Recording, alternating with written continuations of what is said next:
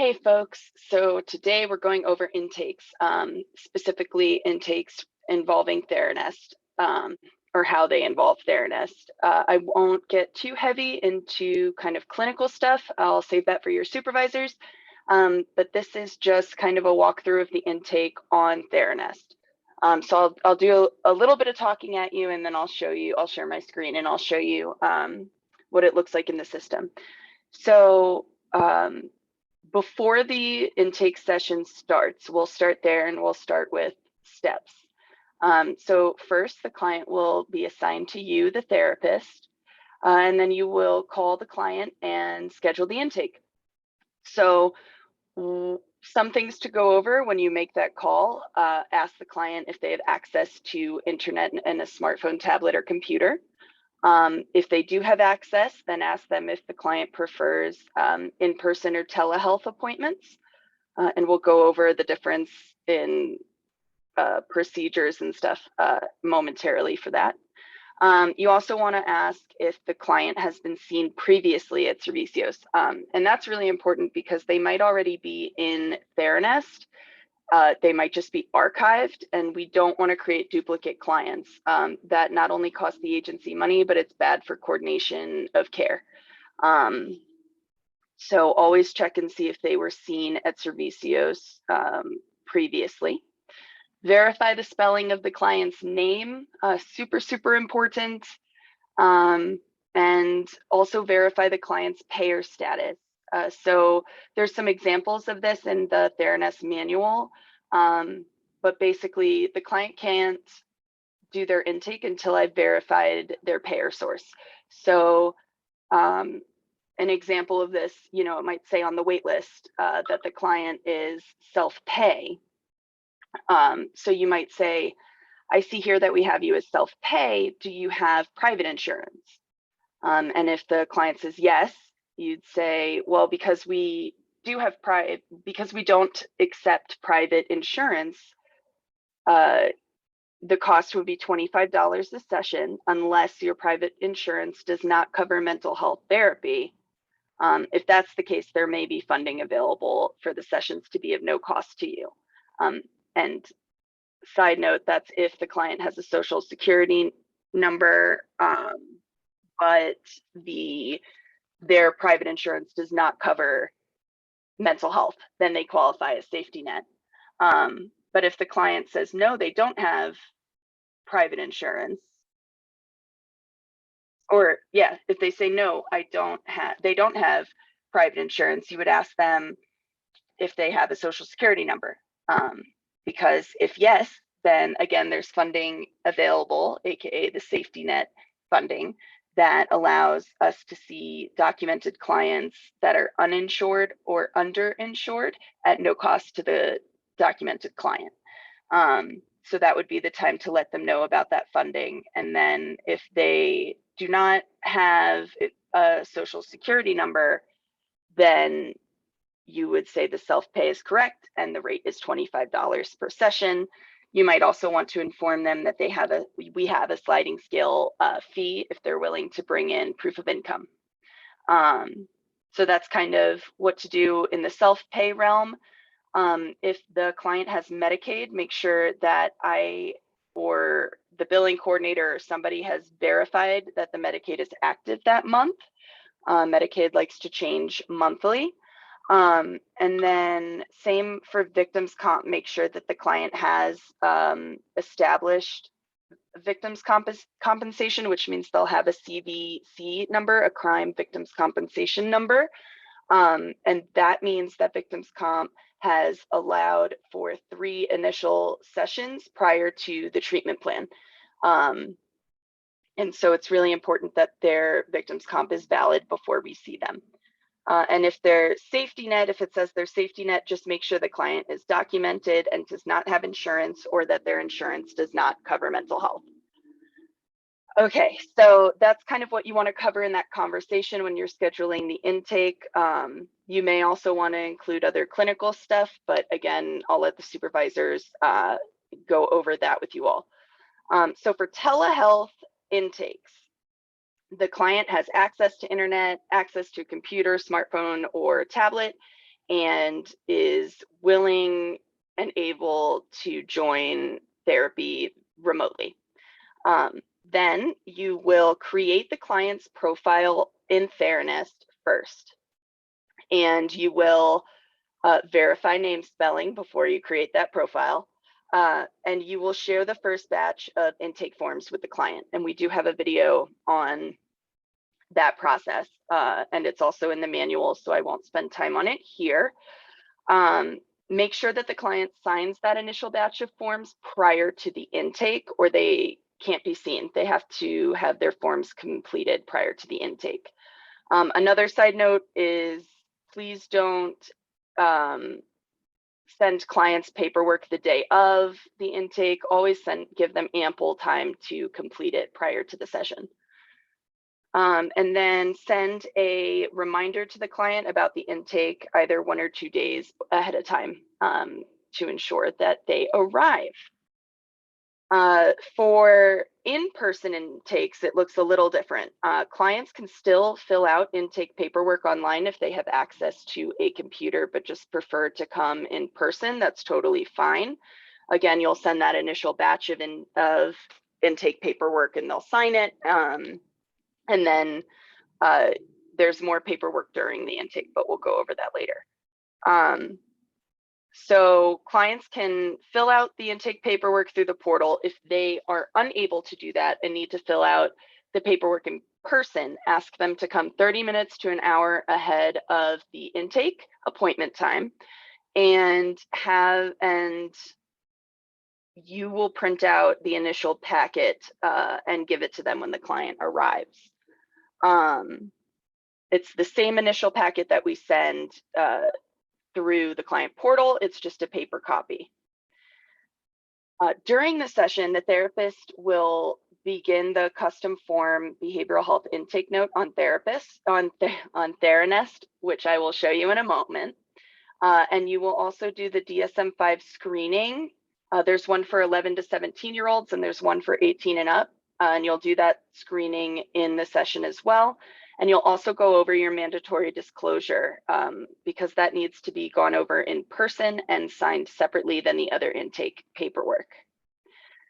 And then I will share my screen in a moment and we will go over the notes for after the session. And I will show you where you can go to find a good example of intake notes and treatment plans. So for Medicaid and safety net clients, we do an extra step with our intakes. I'm just gonna show you these intake, I'm gonna show you this intake process, including that step.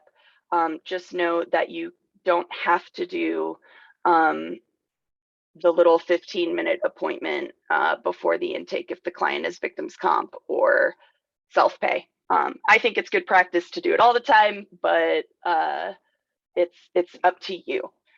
So let me share.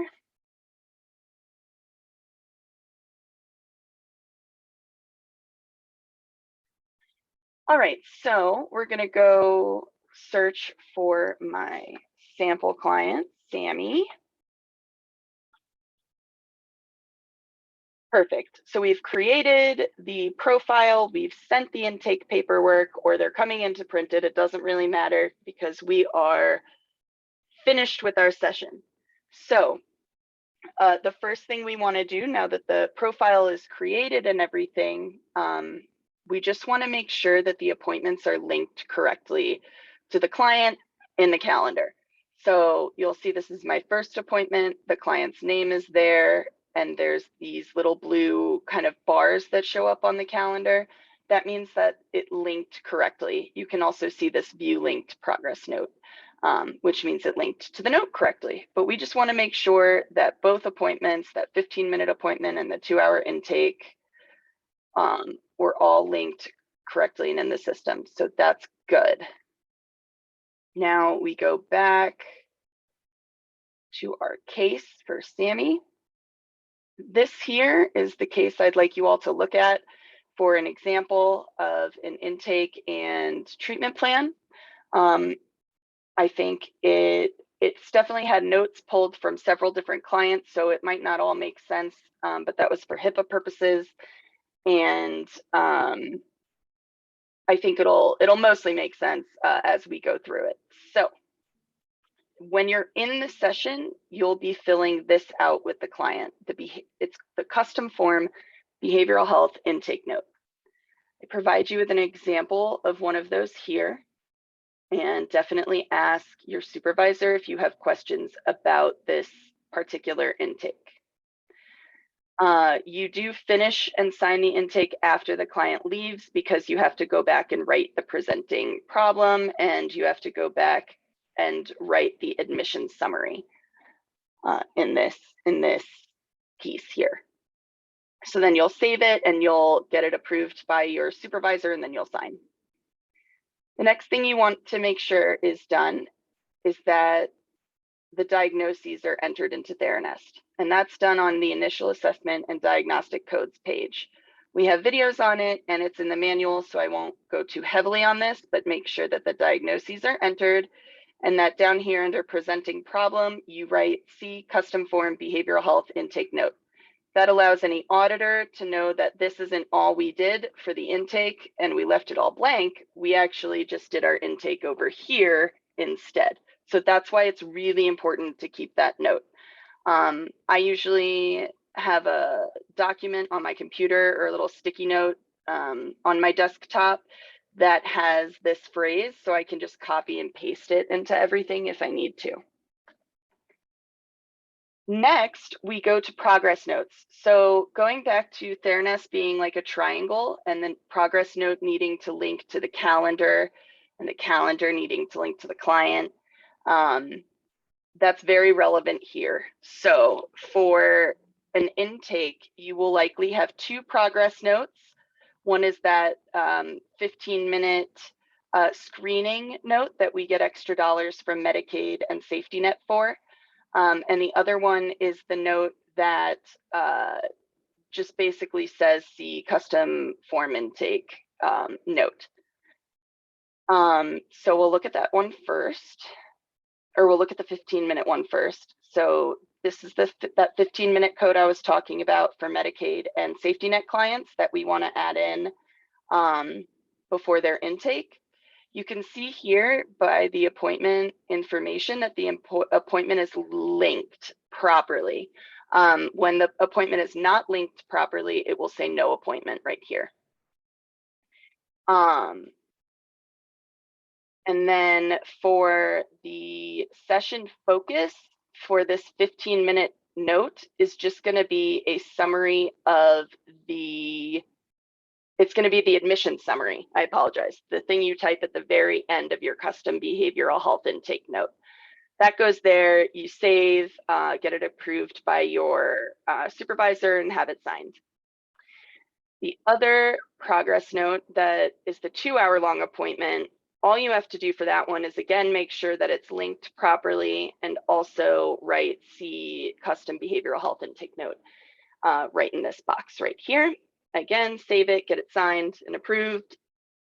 And then that's it for the intake in a nutshell. So it's basically 4 notes. If the client's Medicaid and Safety Net, it's this behavioral health intake note, the initial assessment and diagnostic codes, and 2 progress notes, the 15-minute appointment and the 2-hour appointment. Moving on, we'll do treatment plans. Treatment plans are very similar in that this note doesn't link to the calendar, which is why we have to create the progress note that does. Same with the diagnostic codes and same with the treatment plans. The treatment plan that I have created does not actually link to the calendar. So in order for us to bill for this work that we did, we have to add it as a progress note. And so that will be pretty normal. You'll schedule the appointment as a treatment plan review appointment. And when you go to write the note, you want to make sure it's linked properly again. And then the difference is that this note will be a regular DAP note. It'll just incorporate information from the treatment plan. And if you have questions about DAP notes, talk to your supervisor. And so that's the progress note for the treatment plan. We'll go over the treatment plan pretty briefly now. And this is something your supervisors will be able to help you with as well. First thing about the treatment plan, you always want to review it 6 months out. And so automatically just choose 6 months from the date that you're doing it. Behavioral definitions is the summary of the presenting problem, cultural factors, and if a client accepted or denied a copy of the treatment plan. The diagnosis automatically generates after you enter it into your initial assessment and diagnostic codes tab. And so all you have to fill out is the expected length of treatment, the initiation date, which is the day you're doing the treatment plan, and the appointments frequency. Treatment modality, try and be as accurate as possible. If you want to see the client for marriage but end up seeing them for individual, you'll have to redo your treatment plan. So just be really cognizant of what you enter into here so you don't have to redo your treatment plan. Lastly, the referral for additional services, I would copy and paste exactly what is written right here into that section of the treatment plan. It just kind of covers you if you do case management or if you don't.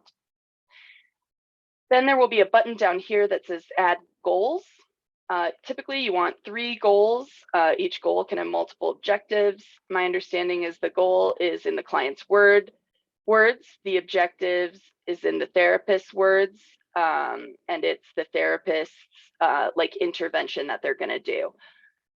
You get to fill out the intervention tab on the treatment plans, but don't choose like a theory or anything, because if you end up doing CBT and not, I don't know, Gestalt therapy, and you had planned to do Gestalt, you'll have to redo your treatment plan, and that's no fun. So instead, we just put how often they're going to do those interventions as the intervention.